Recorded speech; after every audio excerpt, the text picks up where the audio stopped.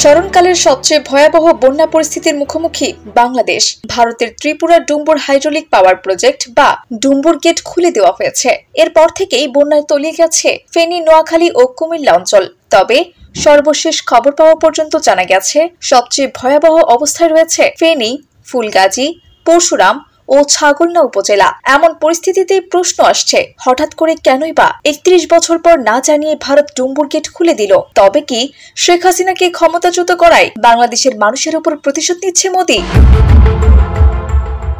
১৭ বছরের স্বৈরশাসনে অতিষ্ঠ হয়ে গত ৫ আগস্ট রাস্তায় নামে ছাত্র জনতার ঢল। গণ অভ্যুত্থানের মুখে পড়ে পদত্যাগ করে দেশ ছেড়ে পালিয়ে যান শেখ হাসিনা। যেখানে যুক্তরাজ্য ও যুক্তরাষ্ট্রের মতো দেশ হাসিনাকে আশ্রয় দিতে স্পষ্টভাবে অস্বীকৃতি জানায়, সেখানে ভারত সরকার আশ্রয় দেয় তাকে। তাই জনমনে প্রশ্ন উঠেছে, ভারত কি আমাদের দেশের বন্ধু, নাকি শুধু শেখ হাসিনার সাথে মোদির বন্ধুত্ব? ভারত শুধু হাসিনাকে আশ্রয় না, বরং তাকে এই ১৭ বছর ক্ষমতায় টিকিয়ে রাখতে সবচেয়ে বেশি ভূমিকা রেখেছে।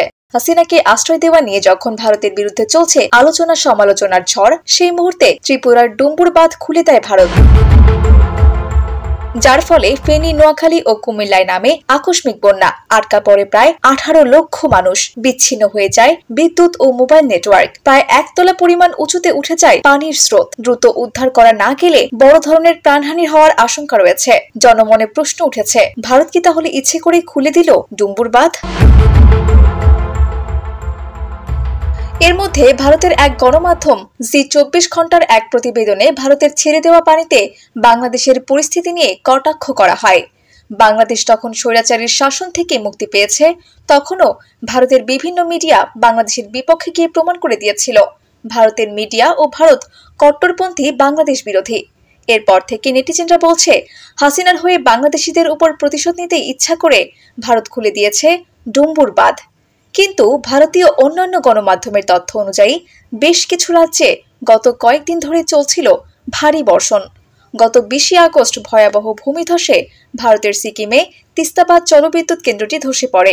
এছাড়াও টানা বৃষ্টিতে পানি যখন বিপদসীমার উপর দিয়ে প্রভাবিত হতে শুরু করে, তখন ২১ আগস্ট রাতে কোনো উপায় না পেয়ে ভারত ডুম্বুর বাঁধটি খুলে দেয়, যার ফলাফল এই ভয়াবহ বন্যা।